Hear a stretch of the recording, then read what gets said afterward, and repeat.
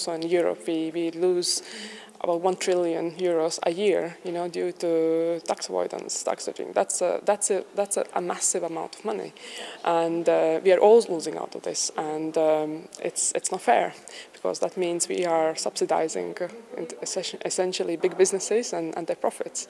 And the question is why we do it. Why it's okay. Why it's okay then to close schools and hospitals and cut stuff because of that. So this is really the essence of our work, and we do it through campaigning, so public awareness raising.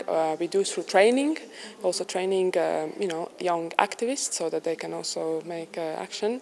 We also do a lot of events, from film screenings to photo exhibitions, to talks, discussions, roundtables, also to lobbying. So we also have people, for example, in Brussels, who go very often to meet the decision makers and make sure that we also can balance that influencing, which obviously also big companies do.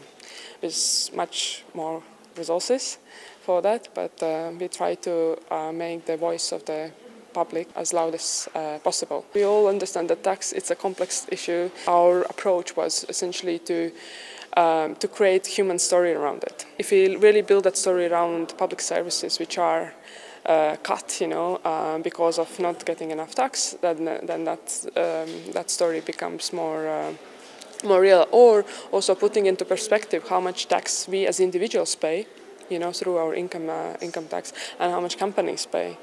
And companies can even go and negotiate, and companies have those resources to use all the loopholes, which individuals can't. So actually, essentially, we as individuals, we pay more tax than companies, proportional per our income. So when you start to